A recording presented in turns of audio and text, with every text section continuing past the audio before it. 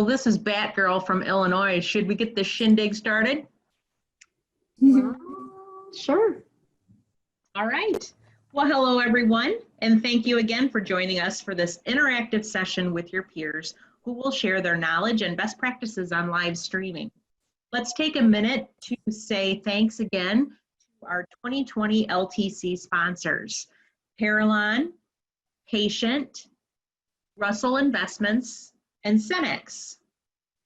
And now it's my pleasure to introduce Pete Sable, 2020-21 Chapter Advancement Team Chair, and Marcy Molman, Chapter Advancement Team Member, to welcome everyone and start this session off. Pete and Marcy, take it away. Thank you. Well, welcome back, everyone. I am so glad that you hung in here with us. Pete, I don't know about you, but I've really been looking forward to this session. I always learn a lot during best practice sharing, what people are doing well. And I'm really curious to know about this live streaming. Actually, I co-hosted the Western region with Jeff, and I know that I'm sure it's going to be great, so. Yeah, that's awesome. And first of all, I'd like to give a little shout out to the Voice of God. Nice to have you back. Welcome. Welcome. And live streaming live streaming really is the key to today's virtual environment. As you know, we've been showing not only through these events, but we've been living our lives on this. So today we'll be hearing from a state that's home to the only leprechaun colony west of Ireland, and that would be Oregon. Look right here. I don't know about you, but I feel pretty lucky to hear from them. Yeah, definitely. I think that they have, cornered the market on the live streaming, and hopefully we are living up to their precedents that they set. After the presentation, we'll be doing a short Q&A. That means while you're listening to the best practice session, please make sure you're typing your questions into the Q&A box so that we can throw them over to Jeff and Michelle when we're done. So speaking of leprechauns, Marcy, why shouldn't you iron a 4-leaf clover? I don't know, Pete, why shouldn't you? You might press your luck. I love getting new topics here. And don't forget to post on social media using hashtag 2020LTC. We want to see you and something that represents your state. We'll be drawing a winner at the 2:30 session today. I would like to say thank you to you guys. I have to sort of bow out after this, but you are in excellent hands with my protege, Marcy, and she will take you home. So with that, let's get started. And welcome to our digital conference presentation that we're doing. My name is Jeff Johnson. I'm with the Oregon HFMA chapter, and joining me is my cohort in crime, Michelle. Michelle Cooper, also with the Oregon HFMA chapter. And we're very, very excited to be sharing this presentation with you and other chapters throughout the country. A while ago, we just want to start with a story explaining how we got here. As I move through a slide, just you can see us a little bit better here. But our story started in the Oregon chapter a while ago when we just had a desire to really engage members who couldn't make it to a conference. And then to make it more interesting, of course, we had the enterprise members that were added, which really increased our population in our chapter. And because of that, we were failing on some of our scores that we were getting back from those enterprise members and our engagement. So we got very active and creative and pushed through this live streaming. And it took a few iterations to get it right, but several years ago we started down this path, and we've learned a lot, and we just want to share those things that we've learned on how to bring live streaming to your members, how to capture that, lessons learned along the way. And of course, one thing that we wanted to share is that it's very doable, and it's something that every chapter can do without having a lot of techies. Of course, if you have more technologically savvy people, it does help, as we'll point out. But it is something that's affordable and very doable for every chapter. Again, my name is Jeff Johnson, and with me in this presentation is Michelle Cooper. These are the items that we want to cover today. Michelle, did you have anything you wanted to add? Nope. Great. Thank you. in our agenda today, we're going to be covering the top platforms, which is a review of those that are available today. We're going to be covering the equipment requirements that are out there to really make this live streaming great for those who are sitting back at home, and also for those who are running the live streaming. And we're going to cover registration, billing, reporting, surveys, and CP credits or certifications that go out, chapter requirements, speaker requirements, producing, sharing the recorded content. So those are the items that we plan on covering with you today, lessons learned, and we're going to jump into that right now. So as we look at top platforms that are out there today, these are the three that tend to be the most popular. They are Cisco, WebEx, GoToWebinar, and Zoom. As we're talking about this, if you want to recreate the environment that most of us have in our meetings, where you have a presenter up front and a large audience, you really want to look at the webinar package for any of these. Mm-hmm. That gives you the same look and feel that you would have if you were actually, attending. So that's where we're going to focus our energy today. For comparison, we did put up, there are many other platforms that do exist in the world today. We went ahead and put the link there for anybody who wants to go and do a comparison of all of those. Maybe there's one that fits your needs better, but just wanted to make you aware that these were the top ones. Of course, the platform that we ended up choosing at Oregon HFMA was GoToWebinar, and the reason that we chose that initially was because it allowed us to get the number of participants that we wanted on at the time, and our chapter membership already had experience with this. We also had access through a vendor to a discounted license, and so we went ahead and piggybacked on that and paid the pricings there, $1,100. And of course, if we want to, that upgrade is available through GoToWebinar for the chapter to add certificates and online billing and doing some of the other cool things.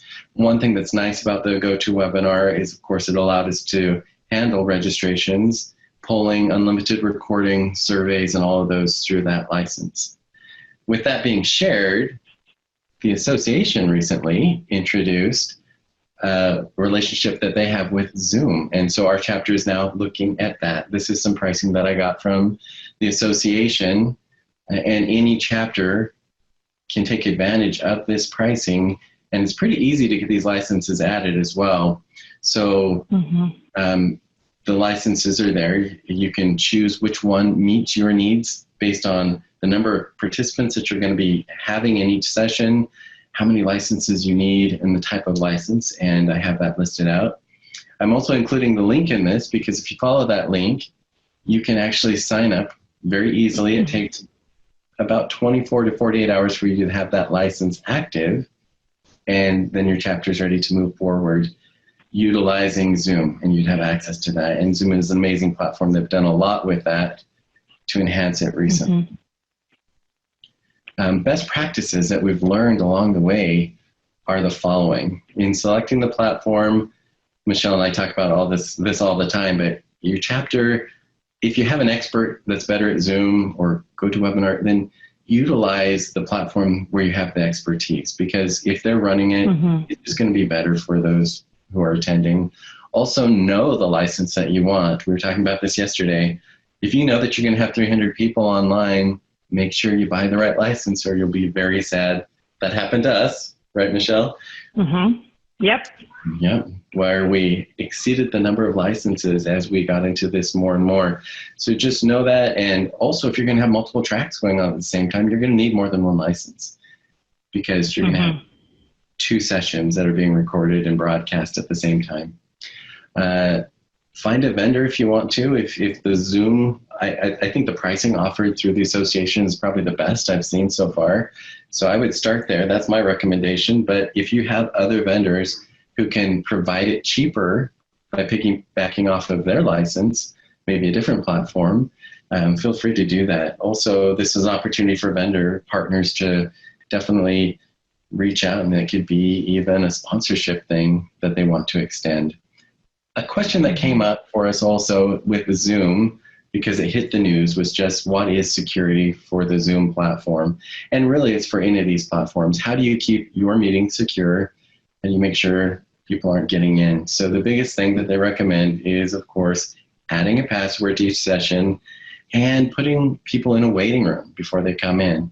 Those are features when you're setting up your meeting that you can choose. I did get an update from Zoom just yesterday, I believe. Their next update, which is coming out at the end of May, will make it mandatory for people to actually do those.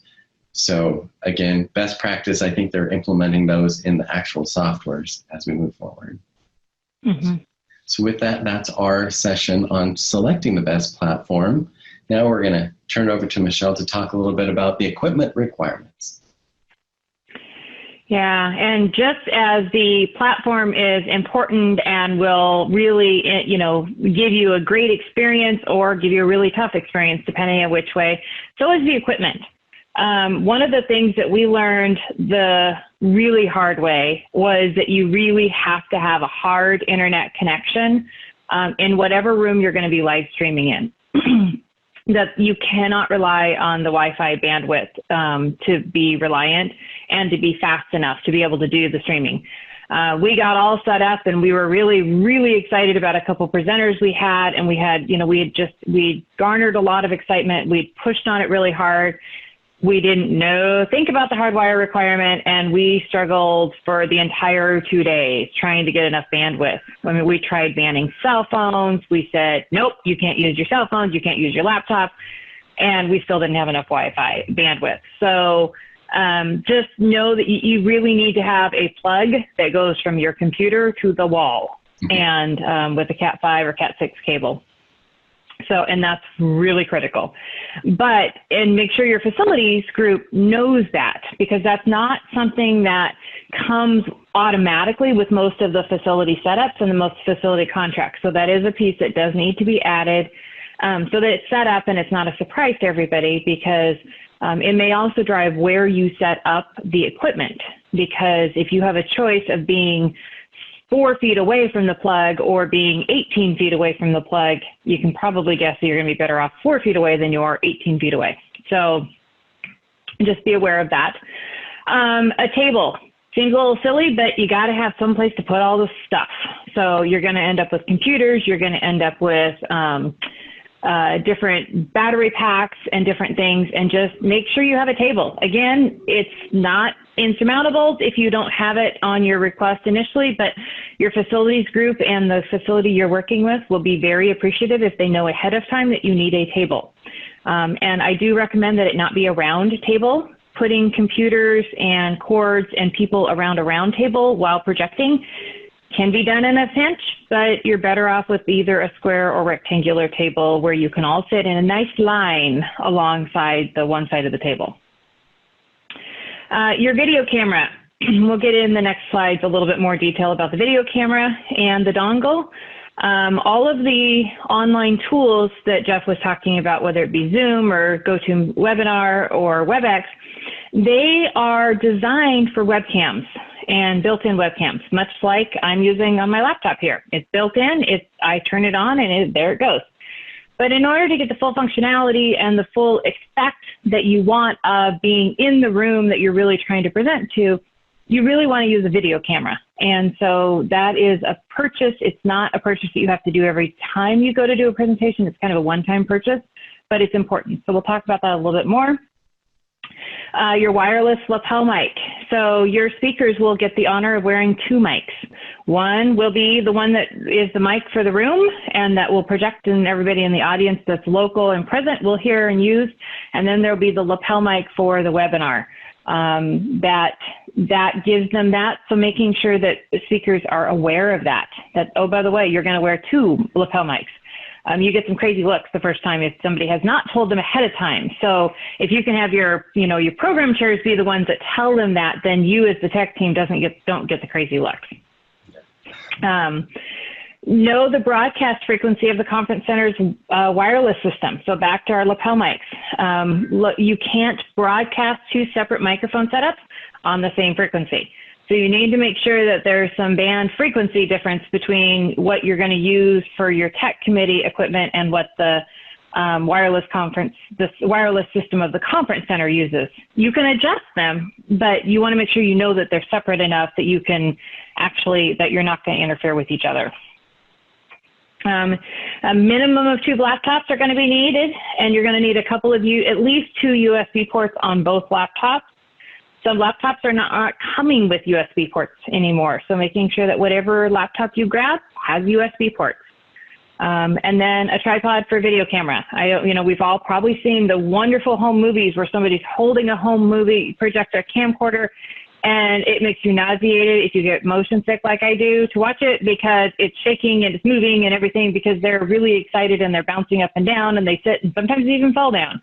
So the tripod is a great thing to just kind of keep your camera stable, and it allows for a really good viewing experience. We have it as desired. I'd almost say it's a little bit more than desired. A power strip or an extension power cord is really something that, because of all the laptops, the camera, all have to be plugged in. You don't want them going to sleep in the middle of the presentation because they're not plugged in. So making sure that you have those as something that's available. We actually bought at Oregon HFMA, it's a big roll, about yay big, and it has 4 plugs on it, and it's got one of the industrial strength extension cords. So, and it's all on a reel. So it's all together, and then we just take that with us as part of our equipment, and it plugs into the wall, and it's safe. It's not one of your, your home, I'm expecting an extension cord with just one that you might use for your Christmas light. This is one that will actually sustain the use of the laptops. And it is nice to have access to the lighting controls in the conference center so that you can kind of adjust them for broadcasting. We had a gentleman at one point who had really dark skin, wonderful speaker, really dark skin, wore fairly dark clothing, and was against a black backdrop. And you can figure that was not a great recording, and there was really nothing we could do about it because we couldn't get enough adjustment to the lights. He just blended in between his clothing and his skin tone and the backdrop. They all blended together, and we really worked hard to try to adjust that a little bit. But just being aware of those light settings and kind of thinking about that, kind of thinking about what is the skin tone of my presenter. Is it somebody who's a little bit more tan like Jeff, or is it somebody who's chronically pale like me? Even that little bit of difference can have some difference on your kind of what's best for lighting. And then moving on, here's what I promised. Here's the details. So microphone, wireless microphone. They're available for about $40. All of this stuff is available on Amazon most of the time. I'll mention that in just a second. But all of that is available. You can see on the picture on the left-hand side of your screen that it comes with a USB dongle. That's the reason for multiple USB ports on your laptop. And then you're also going to need something. We mentioned the dongles. So whether you're using a Mac or whether you're using a PC, you will need a dongle. They are different dongles. So Jeff uses a Mac and I use a PC. So we have two different dongles, because depending on which one of us is hooking up our laptop to be the use of with the camera, we will need different HFMI to USB 3 HDMI capture dongles.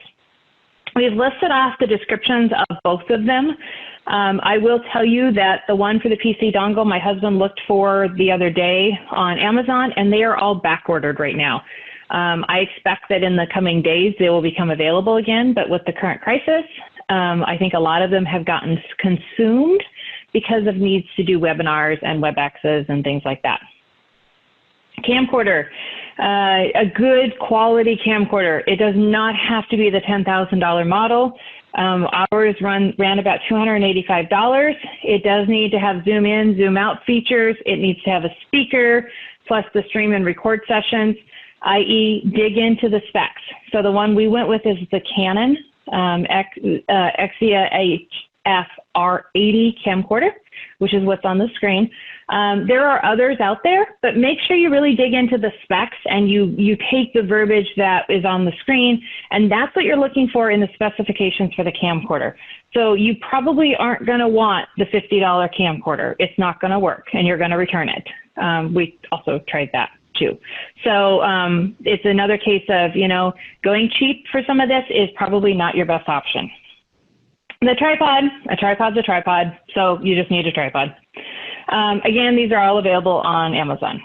And one thing I wanted to point out with you, Michelle, is just this is affordable. When I look at these numbers here, it wasn't a huge investment. And I think that's an important thing for anyone listening to know that this is very doable at the end of the day. Very much so. Best practices. I mentioned a minute ago, don't go cheap. You know, if you buy the $50 camcorder, you'll be returning it because it won't work. So just make sure you really, you know, assess and look at what it is. Like Jeff just said, for $600 or less than, you can actually be up and running. Everything we've listed off here, you can obtain all of it for $600 or less. Know what laptops are available, either because your committee is going to have them available or the chapter owns them. Know what kind of laptops they are. So we just automatically carry the different kinds of dongles with us because of the differences in computers. But you know, if all of your tech committee is using PC laptops and they've got Dells or something of that nature, don't bother buying a MacBook dongle. If you have a combination of equipment like we do, then buy both. You know, this is a great, Jeff mentioned, but it's a great opportunity for a vendor partner, for a sponsor who might be willing to donate some of this equipment or help, you know, donate fees to help purchase the equipment. That is really a great opportunity. And a lot of times you'll find a sponsor that is just really excited because that's something that they're really for. Maybe it's the niche in the market that they're in is that, and they're just really gung-ho for supporting your chapter on that. So it's a great opportunity to partner with them. The chapter does need to own the equipment. So even though Jeff wants to switch the slide on me, you know, the chapter needs to own the equipment. Doesn't necessarily need to own the computers, but make sure that the chapter owns the camcorders and the dongles, and consider who's going to store it. I mean, this is not a massive amount of stuff, but it doesn't fit in just, you know, under your dresser or your file cabinet in your office. You're going to have a place, a drawer, a closet, or something to tuck it into in between meetings, in between uses. Right now, the Oregon HFMA assigns it to either the technology committee chair or co-chair to kind of be the keeper of that. Okay, moving on. Thanks, Michelle. One thing that come up is definitely how do you utilize these platforms and take advantage of the registration, the billing, the reporting that needs to come from it when you're doing a presentation, surveys that are so important to the chapter, and of course, getting those CPE certifications back out the door. So first of all, I just want to state that all of these platforms now come when you buy up and you have the premium version of them. They all come with live streaming, obviously, but also a registration platform. They have a billing application within them, reporting, tons of reporting available actually. You can see how active people are. And they now produce certificates as well at the end of the day. So I know a lot of chapters, we're all tied into CVent. So I'm going to talk about how we can utilize CVent here in a moment. But I did want to point out that these do come prepared with these already built in. So if your chapter is tied to CVent, as we are, we had to figure out a way, how do we do all of our billing through CVent? How do we make this work together? And so the following slides are going to walk us through how CVent works with, of course, all of these platforms. So using CVent with live streaming platforms, it's the following. You're still going to set up your sessions just like you would in CVent. But during the registration process, the registrant will navigate to the admissions page, and they're going to select live streaming sessions. So if they know they're not going to be attending, then they'll select live streaming. In the Oregon chapter, we decided to offer live streaming sessions not just to our enterprise members, but also to any member who was at home, they wanted to join a certain session. They're able to go in and pay for that. The enterprise members aren't required to pay, but anyone who's not an enterprise member would be paying. Then we go ahead and we bill that appropriately. So these are the slides just showing it set up in Cvent and how they would select that. After they select the live streaming, then the next page will show just the live streaming sessions that are available to them. They'll go ahead and choose which ones they want. Again, in our chapter, we have chosen to charge $25 for live streaming because our goal is to actually get them to come to a live event if they want to. And we felt like that price pushed it up enough that they had to decide, well, I'm paying about the same as if I would be there if they actually went to all the sessions, or maybe even a little bit more. So why don't I just show up in person and enjoy some of those networking opportunities that the live face-to-face allows. But in this, again, once they select it, they're set up so if they are an enterprise member, they are not charged, but if they aren't, then those fees apply. And this page here in Cvent shows just the summary of the registration and the session that they selected. And again, no charge for enterprise members, but there would be a charge for those who are non-enterprise members in our chapter. And then, of course, a summary of the charges, how much they're going to be billed. And the great thing about this is then it goes into just submitting that payment. And once they do submit payment, upon completion, they're going to receive an email that lets them know that they are confirmed for that. And then 6 days prior to the conference, they'll get another email that will actually give them the webinar information. The reason we don't send the webinar information in advance is because they have the potential of canceling the registration, and we don't want that sitting out there with the password, ease of access to the webinar unless they're committed and they can't get out of paying for it. So that's why 6 days prior to the conference, we actually do release that link with the password and how to get in and all that information to them. And of course, they get additional emails letting them know that the session's about ready to start and different things like that that generate naturally through the platform that we're using.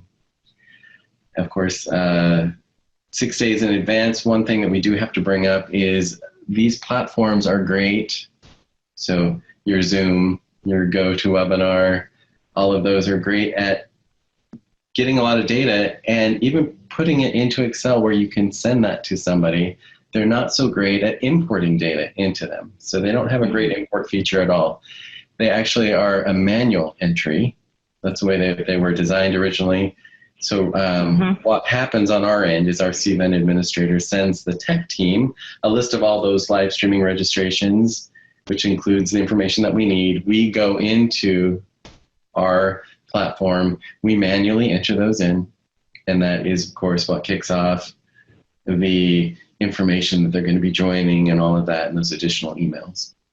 So then after completion of the live streaming event, our Cvent administrator generates an email with a survey and also sends out the certificate. So we gave her access to actually get into our platform. She can see who's there. If she needs, we can send her a list of all of those as well. How many people were really active for the whole time? How many were there just for 30 minutes? And that is how we've kind of figured out how to use Cvent with these live streaming platforms to accomplish what we need to do within the chapter. So just a couple of best practices here.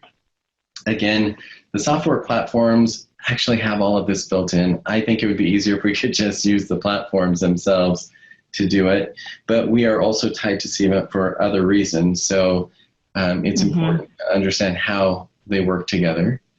Of course, chapters will have to spend money on those professional licenses. Just FYI, if you want to get some of these nicer features, such as the certificate generation, that does only exist in those really high-end versions of that. And then just a reminder on all of these registration, billing, reporting, use your social media to drive that registration, use your websites, and do all those to create that excitement around it and to let them know also that those CPE credits will be coming and how they'll be showing up. So those are just some of the best practices that we've learned along the way. Yeah, and I think it's important to also note that, while listening to Jeff talk about having to manually create the attendees in the platforms the 6 days prior that he was mentioning on the last slide, it seems really daunting the first time you hear it, but having done it for several of our events now, it's not nearly as daunting as it sounds. You hit a rhythm, you hit a stride, you can copy paste a lot of that. So if you get the CVent list, you can copy the names and the email addresses from your CVent list to your webinar platform. And it actually, you can plow through the names rather quickly. So don't let that become kind of a barrier in your mind, because it's not nearly the barrier that it kind of feels like the first time you hear it. Yeah, great point. Thanks, Michelle. So moving on, Michelle, you want to cover some of those chapter requirements, best practices? Yeah. So, Oregon HFMA has learned a lot in our pathway, and we have an amazing set of volunteers who do a lot of time in a lot of different committees. And historically, Oregon HFMA had a communications committee, and that was kind of where they really focused on the website and social media and some things like that. Well, as this has continued to grow and morph, we decided, well, maybe communications wasn't completely an accurate name. So we now call it the Tech and Communications Committee.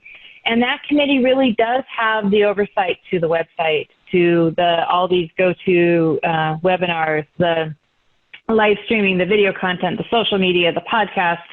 The sky's the limit on the things that can be thought of, as our other chairs and our board and our leaders are amazing at figuring out.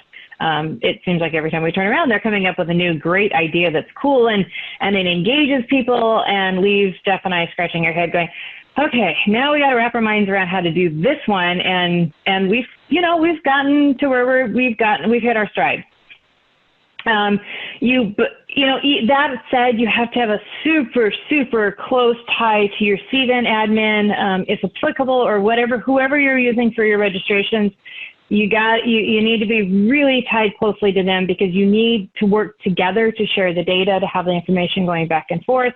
Your program chairs, who puts together your committee, your program, who puts together your live events, all of those things that go together. You've got to be able to work together with them, have close information, to the tune of actually sharing cell phone numbers is actually probably a pretty good level of how much information you guys will go back and forth sharing. And, hey, this is outstanding. How quickly do you need it? Or, I'm having troubles with this. Can you help me with that? Email works great, but sometimes there will be times that you really need that close contact that I think of when you think of really cell phone contact. Your local leadership, obviously, being information, because they're going to be the driver of a lot of kind of what your scope is. Your membership committee is also going to be another key group, because they're going to be the ones that can help sometimes push social media. They can help push the podcast. They can help push the live streams. They just can often be your go-to group. And one group we didn't actually list on here is your networking committee. Sometimes our networking committee is actually one of our greatest assets when it comes to pushing the webinars and the live stream events, because they're out there pushing it and they come up with some amazing things that really kind of gain the excitement for people. Working with your program chairs and your leadership to have good, clear expectations with the presenters in the live audience. I mentioned the mic packs. That's just a really simple example of making sure that the people who are coming in to present are aware. They're going to be recorded. They're going to be on tape. It's going to be recorded. It's going to be shared. And, oh, by the way, we're actually going to publish it also. So making sure that they're really just kind of aware of it so that they're not surprised. We'll talk about in a little bit later about kind of how you can do some of that. And your members. I threaten glue on people's chairs regularly at live stream events, because all of us adults and even us that have kids working, at home now helping us work, are aware that we don't sit still very well. We get up, we get down, we go take a cell phone call because we've got something urgent that comes in, or that cup of coffee because it's that 8 a.m. session really needs to be refilled. And so they walk and they stand up and they walk in front of the camera, and then they're embarrassed because they got caught on camera walking right in front of the camera. So really, we make an announcement every single session. We're recording, we're streaming, don't walk in front of the camera, don't walk in front of the camera. They still walk in front of the camera, but at least some of them think about whether they should walk in front of the camera. And some of them, it's really kind of fun to sit there and watch, because they'll decide whether they bend forward to go under the camera or whether they decide to do the limbo and bend backwards. And every once in a while, we'll have somebody who tries to bend backwards and go under the camera. And that really makes for a fun event. Do a trial run through the event prior to the first live streaming session. You probably don't want your first stream session of your conference to be the first time you hook up the camera, the first time you plug into the wall, all of those kinds of things. So doing a trial run is a good idea. Now, you may or may not be able to do it the day before. You can hook up all the equipment the day before and do the trial run. But some of the facilities charge per day for that hard wire cord that we talked about, plugging into the Wi so that you aren't pulling off Wi-Fi. And if that's the case, you may want to consider just making it earlier in the day of the event so that you're not paying an extra fee for that connection. Make sure that you have members who are there on site, logged in as if they were just listening to it back in the office. And also, we always end up, it seems like, with 1 or 2 tech team members, or at least phone a friend type of people that don't make it to the event. And so we have them call into the live streaming. We don't charge them. We give them the direct login. And they log in, and then they can give us real-time feedback of, you got static like crazy. I don't know what's going on. Maybe you need to go check the frequency of the mic packs or something, and they can give you real-time feedback. So that's always really helpful. That's another good case for cell phone sharing. And then making sure that there's a question and answer panel. So in all of the webinar platforms, there's a Q&A session where people can ask questions and say, hey, I really don't understand what you mean when you say dongle. Can you please help me? Making sure somebody's actually reading that, is logged in. That's another case of having extra PCs around. Somebody who can log in, who can see those questions and can actually answer the questions, or actually say, hey, Michelle, you're the presenter. Can you help answer this question? So just being the eyes and ears for those people that are back in the office and want to be able to listen. And then start your session 10 minutes early, at least 5, if not 10 minutes early, so that you can make sure it launches, make sure that you've got sound, make sure that you've got people that can get in, and just all of those kind of double checks. Because that way you're not delaying the presentation in the room while you work out some of those kinks. So the more you can work out ahead of time, the better off and the less stressful it is for everybody. Anything to add, Jeff? Okay. That's great. All right. So, and I think the key driver to just use as kind of your overarching, this is really what our goal is you want to create as close as you possibly can an online experience that would be just like attending in person.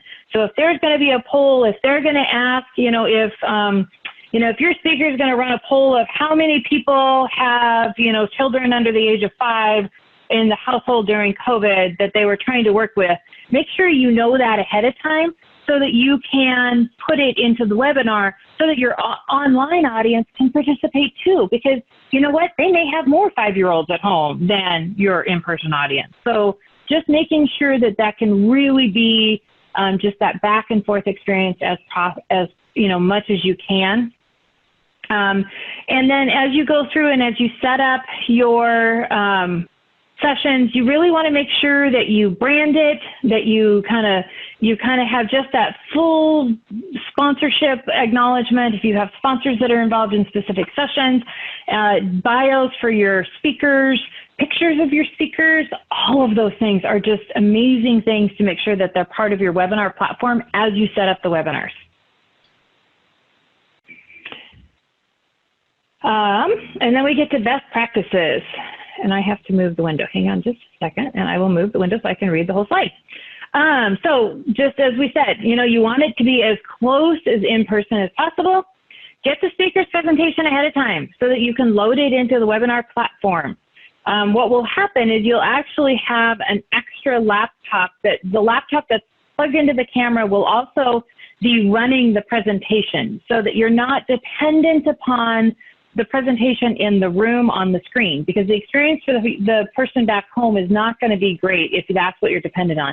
So the webinar platforms allow you to run the PowerPoint presentation at the same time that you're also streaming and that you can have a person seeing it. So make sure you get those presentations ahead of time and load them to the webinar platform, and then you'll run them simultaneously.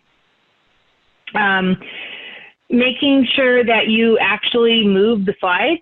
Have somebody paying attention. This is not an option where you can multitask and be working on stuff in the office or patient accounts or something and doing the live streaming and monitoring the camera. There's no way you can do all of that. So you really are going to need to have somebody that can be focused. And if the presenter in the room advances your slide by one, then you who's running the computer has to advance the slide by one also. Record the video on both the software platform, just like we're doing today in Zoom as we do this presentation, but you're also going to record it on the memory card. That way, if something goes wrong with Zoom or something of that nation, you have a backup. And so by putting it on a memory card in your camcorder, then you'll have a secondary copy of the presentation.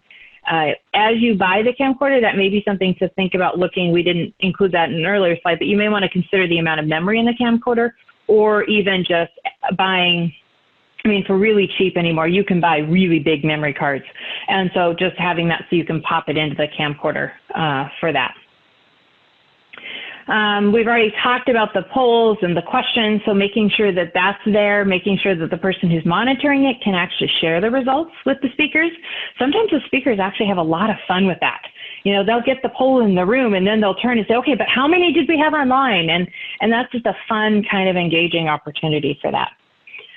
Support materials. So, I already have talked about loading the PowerPoint so that you have that.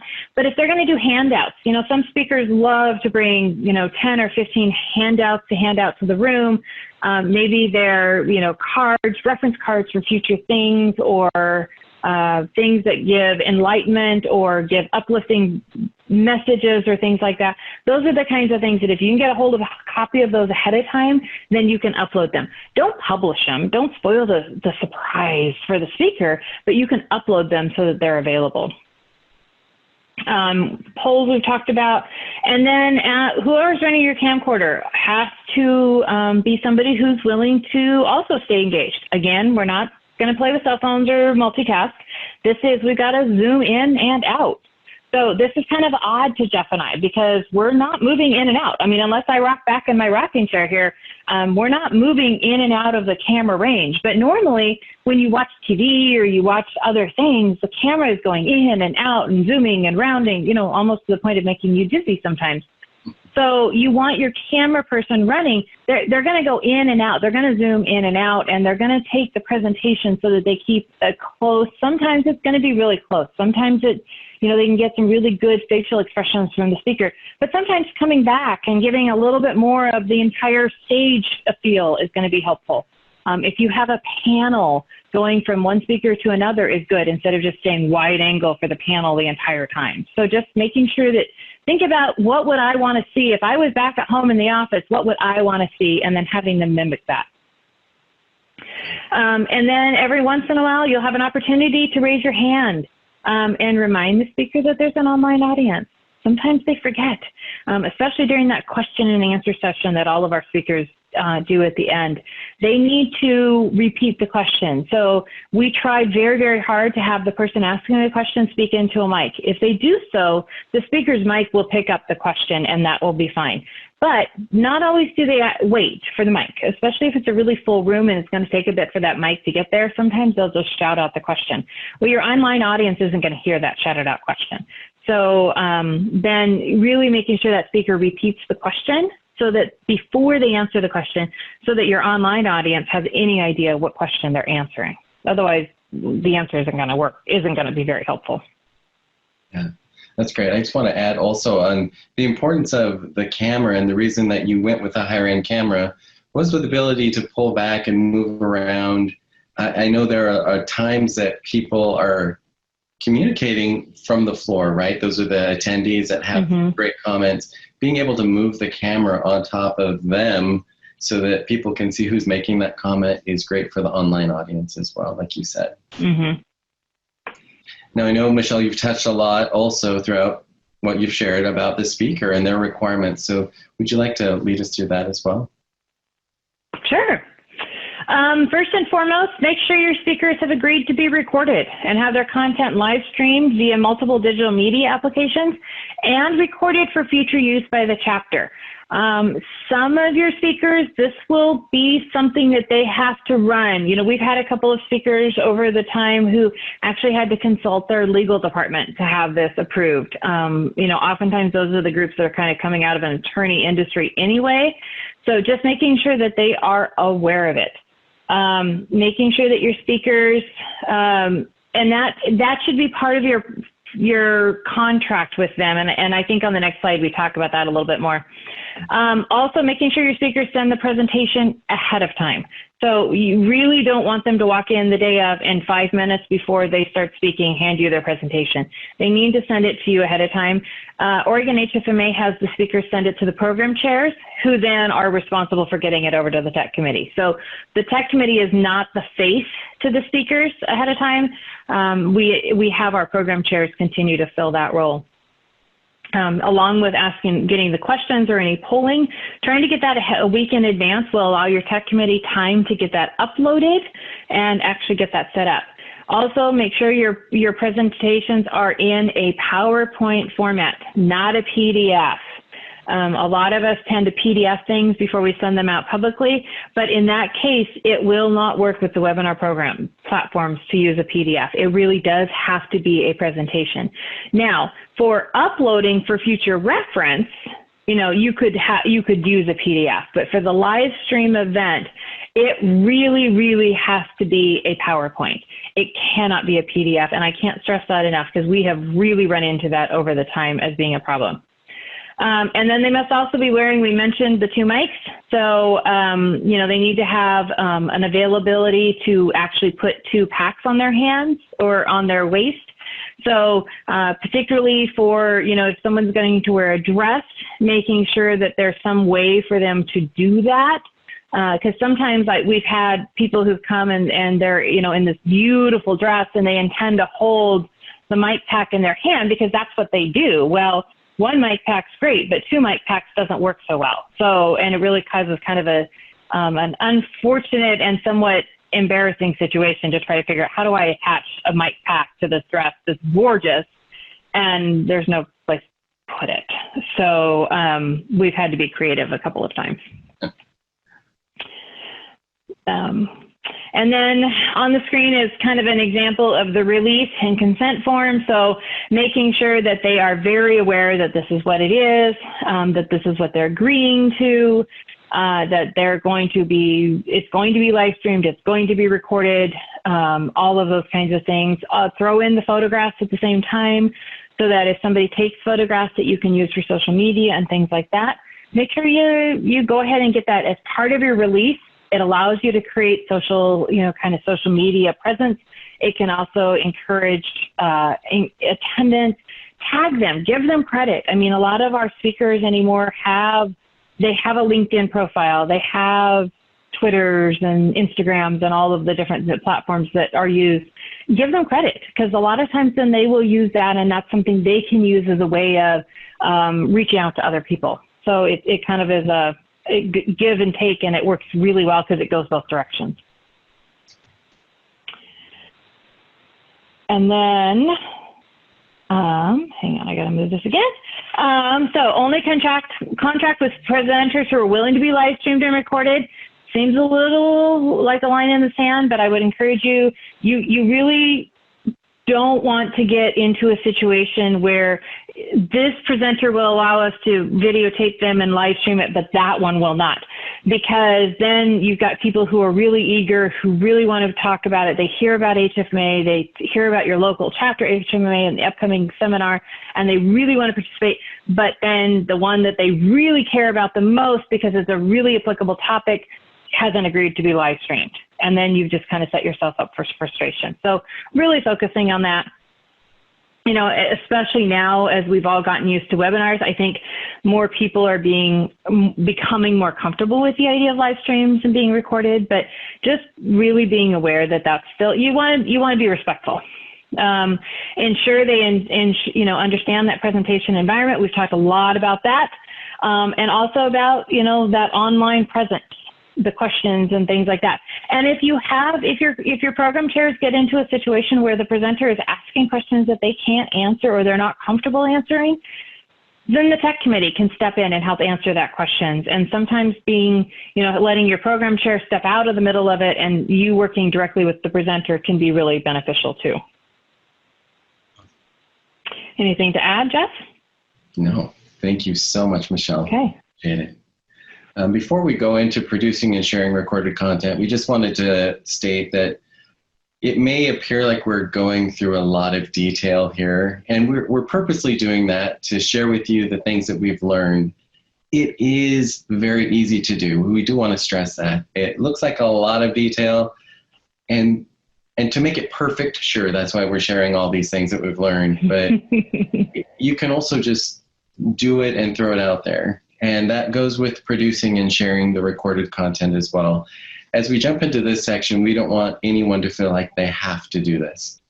All of the platforms have the recording capabilities. They will produce a video that is ready for you to push out to YouTube or to a website or to whatever platform you're using to share that. A lot of these already have their own platform that you can share within Zoom, or you can share within, they're called stages, where you can actually go to that stage and watch different videos that were produced by the chapter. So those are there, you just provide the link and you would be done. Our chapter, we want to make sure that the recorded product also represents the speaker very well. So we take a little bit of time to do some editing on it. It also helps us to brand it with the chapter. As Michelle said, it's a little shout out to the speaker as well when you do a nice branding, maybe some lead-in music and stuff like that. So anyone watching it has a good experience. So I'm going to walk you through how you can use some editing software to go ahead and edit that and produce a really nice recording that you can share. Again, that being stated, you can just grab what's recorded in either Zoom or in GoToWebinar or things like that and share the link, and people can go straight to that particular video.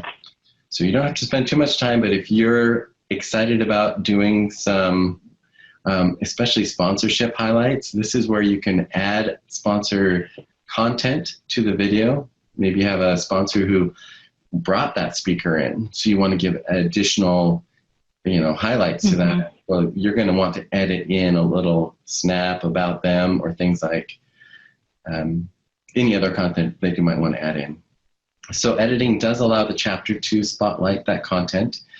Editing the content also tends to get more views. I'm just going to be honest, a really nice published video, more people will come back to it and share it versus just the general one. And especially if you start, I just want to share this, if you start your session early, which you should do, as Michelle said, about 10 minutes early, then you're going to be recording a lot of stuff of just people walking around getting ready to start. If you don't chop that off and people go in to watch that, they get a little confused. So I do recommend editing where you can. Again, you don't have to, but I do recommend it. Broadcasting those through social media platforms is a great way to remind the members that not only did you have the session, but you have content that adds value to their membership, because they can go back and watch that like time and time again. They can also watch it with other team members that they have internally, and it just really adds to the HFMA membership experience. These are some of the editing platforms that are out there. So if you go to edit, these are pretty common. If you're using a Mac like I do, it has iMovie. It's a really powerful tool. You don't have to pay anything else for it if you have a Mac. It just comes standard. If you have a PC, then you will want to buy one of the platforms, depending on your budget and your skill set. They're all pretty easy to use, to be honest. It doesn't take a lot to walk through those. And we'd be happy to do another session on just editing itself and how to do that in the different platforms. Perhaps we'll do that at a different time. Once you're done editing, you of course want to share, and right now these are some of the ways that people are sharing. Again, each one of those platforms has what's called a stage. They may not call it that. I know GoToWebinar calls it a stage. I'm not sure what Zoom calls it, but they have a place where you can store the content, share a link, and people can go right back to that. YouTube is free. And YouTube is great because YouTube allows you to also block it with a password if you want to, or you can open it up for sharing. It also gives you great stats on how many times it was watched and how far into it they went, so that you know how to modify it in the future. And of course, Facebook has become another great video sharing platform. I think a lot of us have our Facebook pages, a chapter Facebook page, so that's another great place to place the video, or at least place the link to be shared.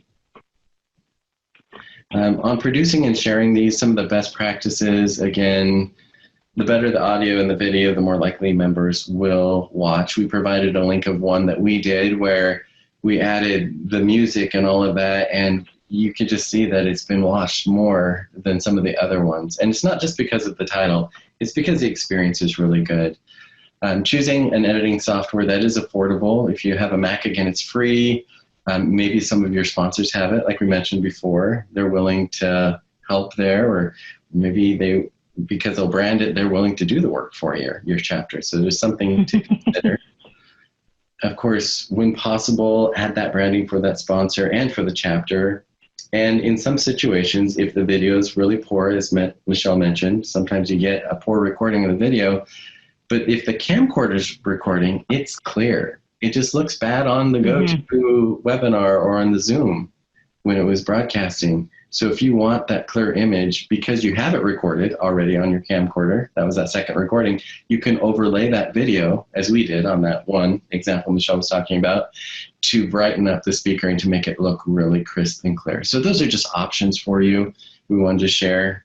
And with that, I think that's all we had. It was just for any questions and answers. And as you watch this, in the days to come, because we don't have an audience in front of us at this point, we encourage you to email either one of us. We are more than happy to share, to talk. We can jump on a call with you. We are resources to help you, because our desire is to really see all chapters be successful in this effort, and to be able to share with greater numbers of members and engage just kind of across their platforms and their continuum of membership. And I just want to add, I think it's a lot of fun too. So if there is any chapter watching out there, it's been a really fun way to engage membership. It's fun to do. It really makes you pay attention a little bit more to every presentation being done if you're on the end. So that's another great benefit of doing this. And of course, just bringing more value to the members of your chapter. So again, as Michelle said, if you have questions, if you need our assistance on anything, we're an open book and we're happy to share. Yeah, perfect. Thank you. Yeah, so thank you for your time. Thanks for watching. We hope you got some valuable information, and may the force be with us all, right? Yes.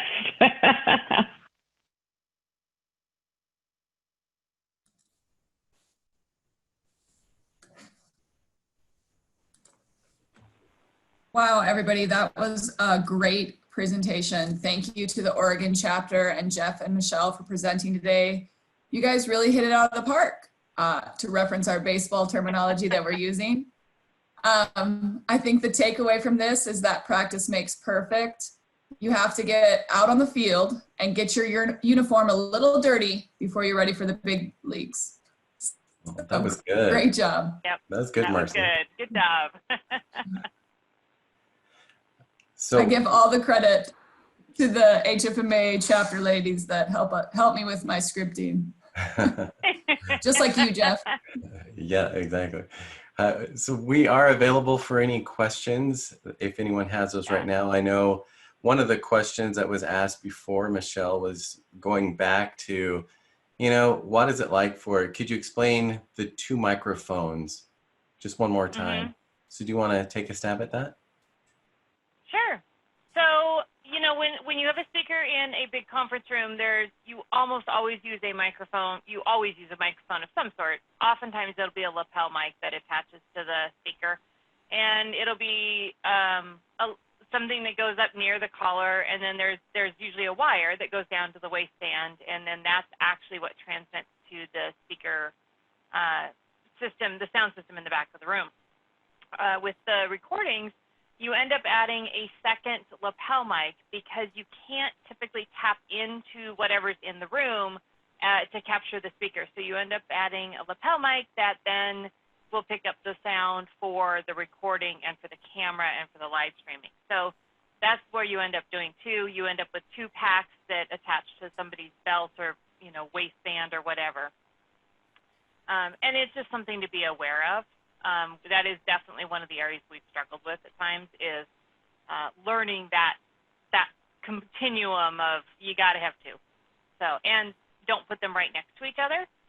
You tend to get a little feedback if you end up putting them right next to each other. So. Yeah, and again, that's all to make sure that the online audience is having just that clear audio and that great experience.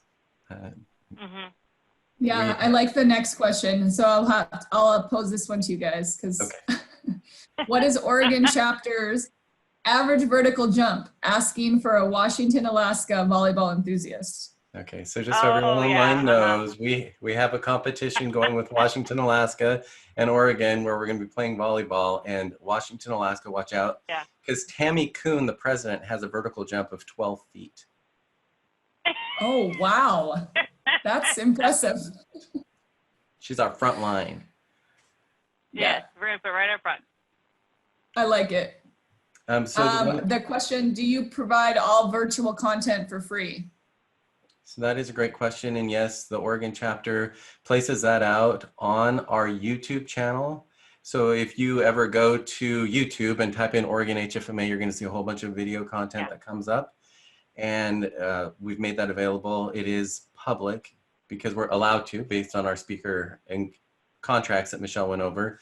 And anyone can look at that. Our members enjoy it. It's just a huge value add to those enterprise members when they're trying to understand what is the value of their membership itself.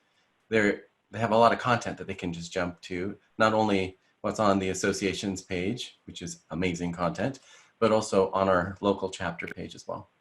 One of the other feedback for that, Jeff, is we did have a speaker that did not want us to post her content, Grace, our keynote, and we negotiated with her to let us do that for 6 to 8 weeks. And of course, we did the whole time that she allowed us to do it to the day, right? But just know that some speakers will allow you to keep it out there, and then other speakers you might have to negotiate. And most of the time they will give you a little bit of room, but I just thought I would add that to there.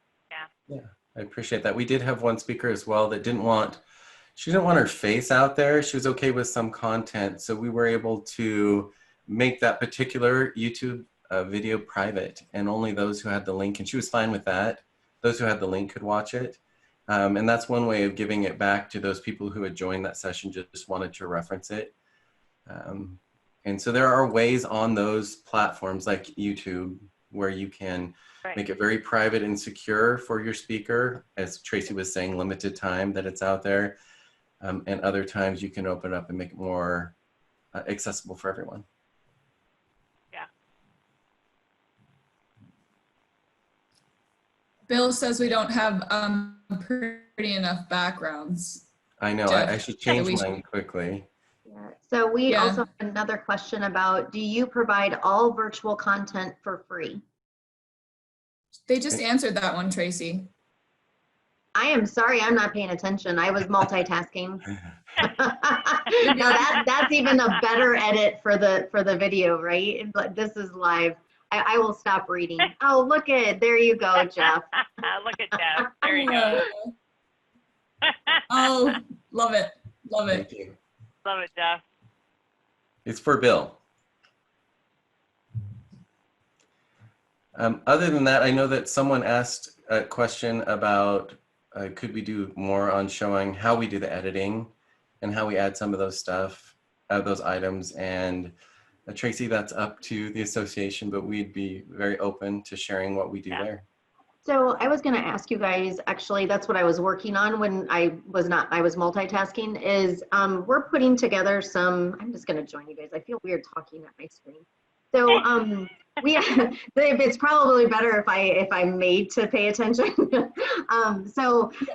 of the things that we're going to be moving forward with is some Q&A sessions that are live. And we're going to hold those at least once a week for a while following LTC. We're going to start this on June 18th. That's what I was trying to do, was figure out what day we could start all of that. And I think we're going to do that from 10 a.m. Central Time to 11 a.m. And it'll be just a question and answer session where our team, and then if there's specific topics that we know that are like this one, you guys have a lot of content that, there'll be a lot of specific questions for. We're kind of, we used to have a live chat that we did for a while, and then we, went away with that when we went to the new website.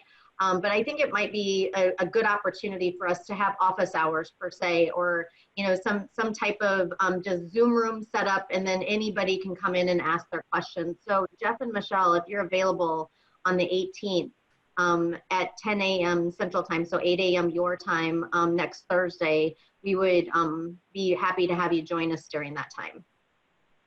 Okay, well, I'll have to, I know our Oregon chapter actually has an online event happening that day. That's one of our virtuals, but we'll look at our time and get back to you here. Awesome, thank you.